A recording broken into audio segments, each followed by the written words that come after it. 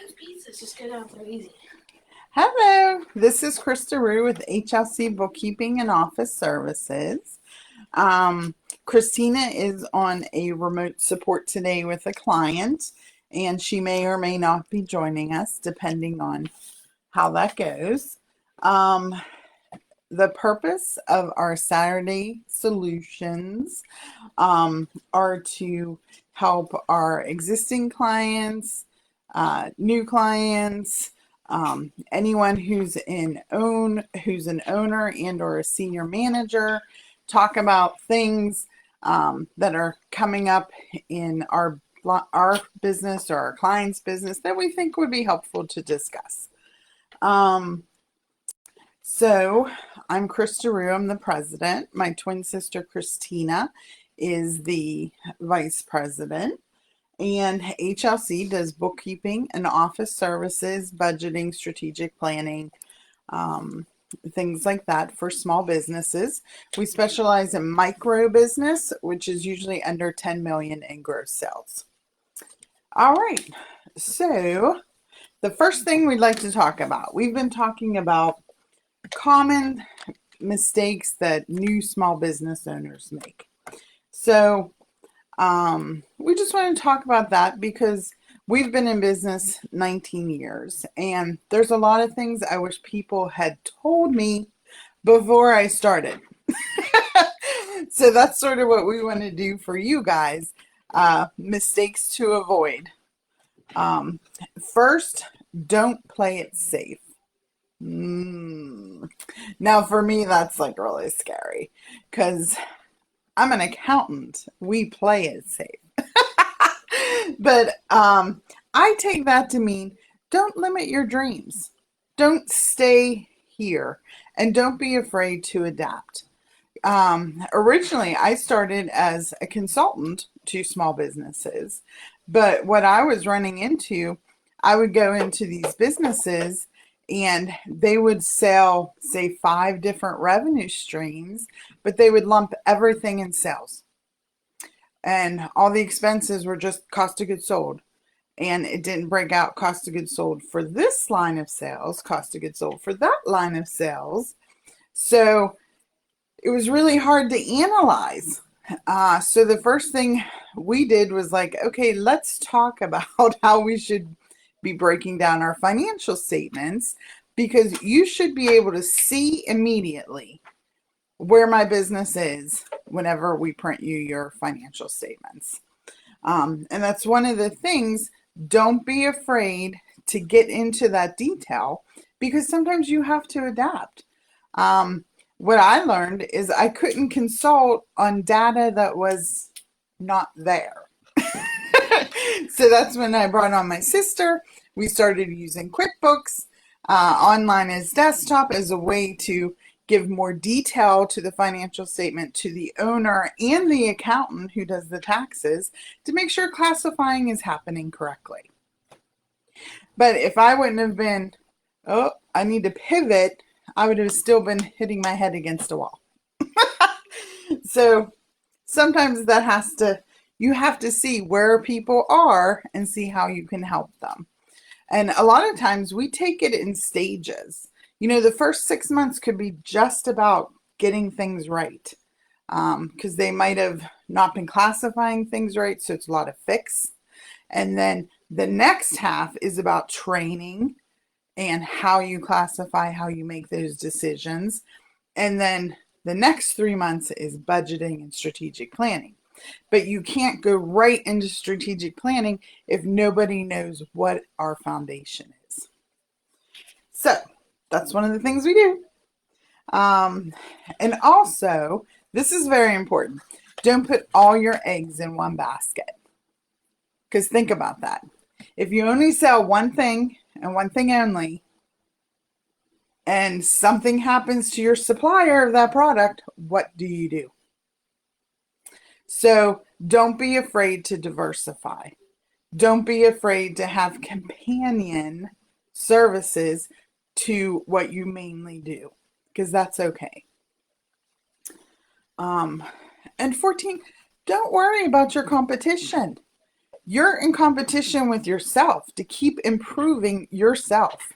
You're going to be aware of your competition. And when you're setting your pricing model, you're going to see what your competition is pricing so that you can decide, do I need to be above or below? Does my experience dictates I can be higher because I can do things way more efficiently. But don't be intimidated by it. And honestly, if there's a lot of competition out there, that might be okay. It might be, this is really a service this area needs. So 1, 2, 3. So number 4, don't ignore the future. So, oh, look who's joined us.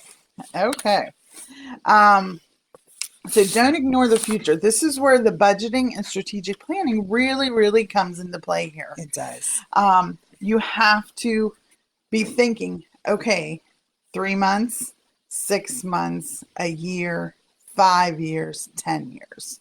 Because if you don't know where you're going, how do you know what decision to make where you are right now? Mm-hmm.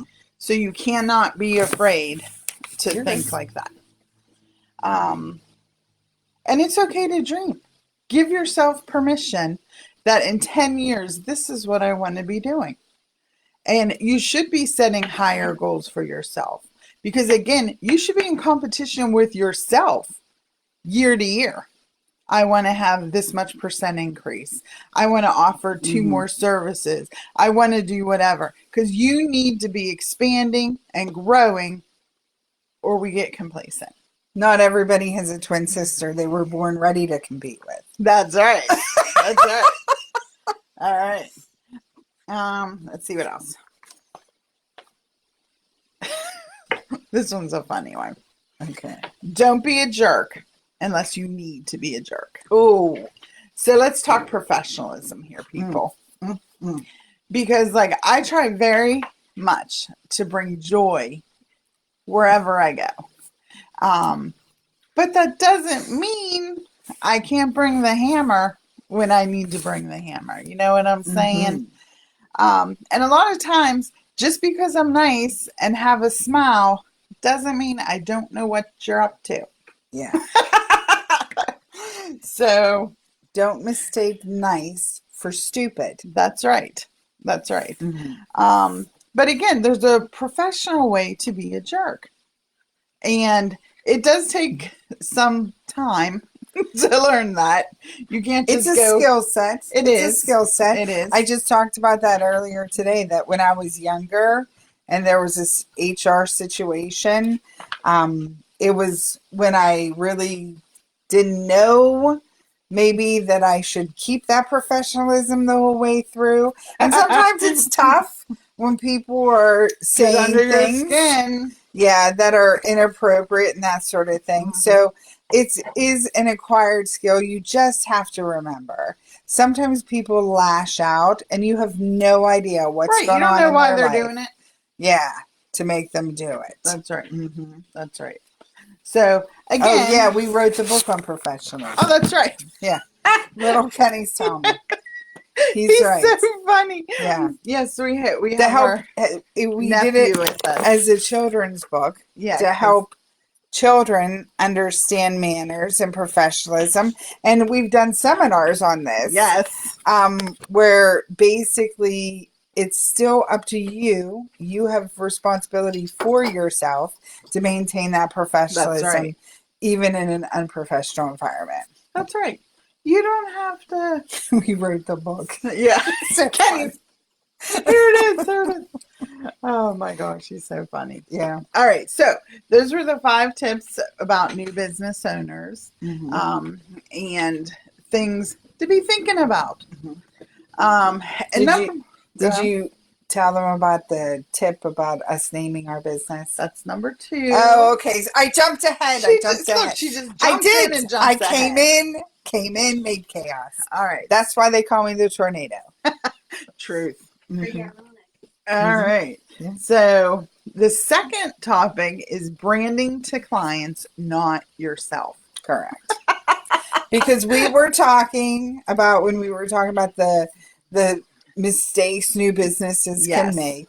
And when we named our business, Mhm. we named it because of our philosophy, our Right. vision, our goal. Well, unfortunately, that didn't come across to what we actually did for Right. a living. Because the name of our business was Mhm. Householder Lifestyle Consulting. Consulting. But if you didn't Mhm. know what a householder was, you didn't know what lifestyle we were trying to promote. Correct. So And our logo had the pictures of, here, if you can hold Yep. that up. Our logo Look for has, that. there you go, has an office building, a house, and a church. Right. So people thought we did real estate. That's right. Yeah. And We don't. we don't.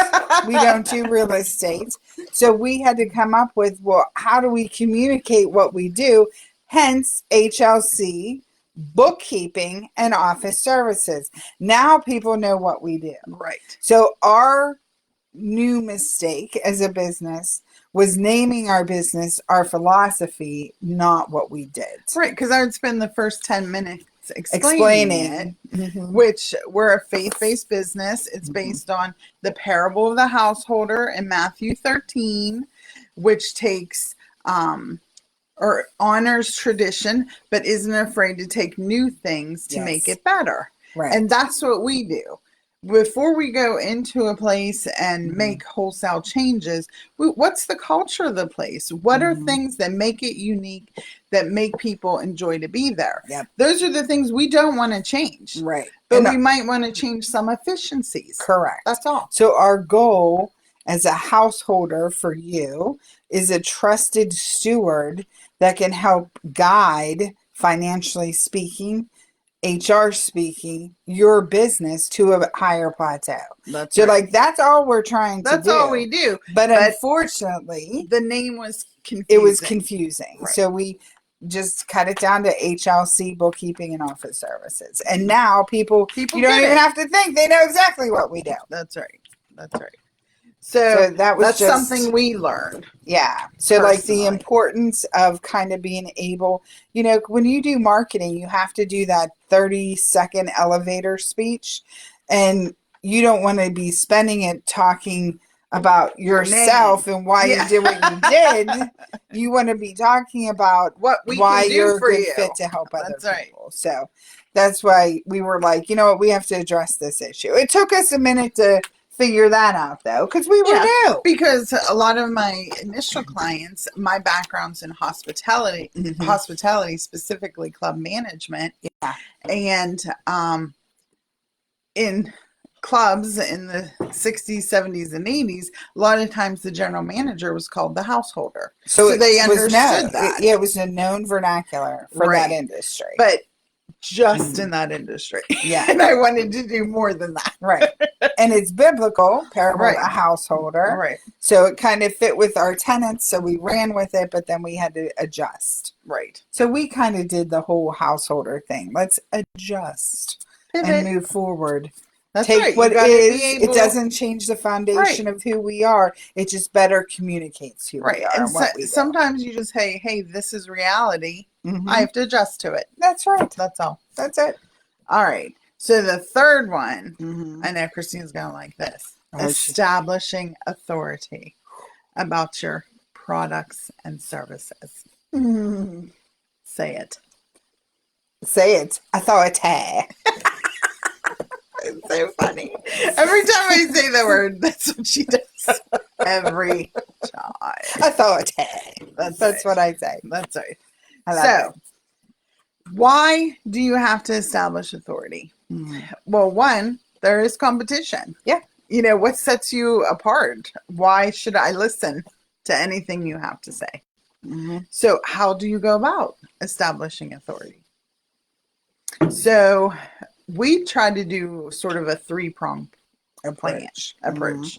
Because you have to do advertising. Yep. In the sense that we decided instead of paper, we're dealing with people's finances, and that's a very confidential type relationship.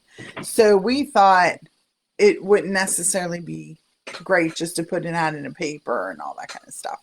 So we specifically targeted Chamber of Commerce's that we joined so that we could talk to people face to face. Because it's a personal relationship Yes. that you have to establish. You're not going to hand over your financials to somebody you saw in a paper that you know nothing about. Mm-hmm. What we do is the type of confidential, personal thing that you want a trusted relationship. Exactly. And if you know from meeting me that we can create a trusted relationship, that's a fabulous starting point. Mm-hmm. If for some reason we don't hit it off, that's okay. There's other people out there that can help. You can't help every single customer, every single client that comes into your path. Mm-hmm. So, and you have to kind of make sure that they need something from you, you need something from them, that relationship is working. That's right. So it's okay that they're vetting you and you're vetting them. That's right. That's what you have to do as a business owner. You have to be responsible on this. And it's just because the services we provide are such a personal thing and a private thing and a confidential thing that we want people to know who we are. That's right. Do you have to? No, No. you don't. No, this is just what worked for us. That's what worked for us. Yeah. And so then our second step was like, once we have these clients, tell them it's okay to share us, you know, with their friends and family, especially with QuickBooks Online. Yeah. Your brother who lives in California, who's a small business and uses Texas, QuickBooks overseas. Online. I had an overseas client. Belgium. We have North Carolina, Florida. Doesn't matter. Doesn't matter. It doesn't matter. QuickBooks Online, we can help you. So our clients actually became our marketing department as well, because we get tons and tons of referral from our clients, which one tells us good, we're still helping those clients. We still, because now you're our client, we still want to impress you every day. You know? So, but then they become our raging fans. They're like, oh my gosh, you have to do this. You have to go with these people. Yeah, when people say they talk about me, I'm like, good. That's right. Good, I'm glad. Thank you very much. And then our third prong was, look, if we're doing our job right, our clients should be growing. And then quite honestly, my business grows along with that because now you need more services or you need more time. So like that was the three-pronged approach we took. Yeah. It was, now does it take long to do? I don't think so. Because like once we set this, we were chugging. We did. Once we but we struggled a little bit. We were kind of flopping a little bit in the water there at the beginning on how do we market us the best. The first 2 years we couldn't decide how to market. We tried everything. We tried the billboards. We tried the radio things. Yes. We tried. But again, that's when we're like, no, you're dealing with people's finances. They have to know you. Yeah. So that kind of makes you stronger. Because if you're not floundering a little bit, you're not using new muscles, shall we say. You know what I mean? So you kind of have to find your way. And if you are blessed enough to find your way immediately, that's awesome. But if you're not, don't give up. That's right. You will be able to find your way and get your trusted people. We talked about your advisorship people and the people in your life. Get them to talk to you. They'll be brutally honest with you. They will. Yeah, the way we do it, we make clients, we make friends, and then we make family. That's the goal. May start with the handshake, but we'll end with a hug. You definitely want to make sure that those feedback, you're listening to that and you're taking that in and trying to improve always. That's right. But I don't want people to get discouraged if they're like, well, that's not working for me. Try something else. Right. Don't be afraid to experiment. Yeah. Yep. I don't know why people get so hung up on the word failure. Failure just means I'm going to try something new. That's all it means, people. That's it. That's it. It just means that didn't work. Let's go. That's it. Yep. And don't beat your head against a wall. Yeah. You can't make something happen. That's right. If you've tried it and it's not working, You have to know when to say when. That's it. That's a That's whole right. nother That's topic. a whole nother topic. I Yeah. should put that down. Yeah, for Knowing when to move on. exactly. Yeah, All because right. sometimes we get stuck in our ways. We Some do. of us are stubborn. Just That's a heredity thing. We can't control it. yeah. Mhm. Happy birthday, Mommy. Oh, Today's that's right. her 80th 80 birthdays. birthday. I Judy, wonder where Judy. we got that stubbornness from. All All right. right. Well, she'll be happy to know we went over just to give her Just happy to give birthday her wishes. kudos. That's right. Mhm. All right. Well, Mhm. so again, this is Krista Rue, HLC Bookkeeping and Office Services, 724-561-7460. Christina Rue. And we're here to help you succeed, help you grow, help you move forward. So if you need anything, give us a call at the information Krista gave you, and we'll gladly help you. Right. And we're going to be trying some new things on Saturdays coming from different venues. Oh, yeah. Things like that. So we're excited about that. Yes, we are. All right. So have a blessed weekend. Yep. Have fun. Bye-bye. Have a good day.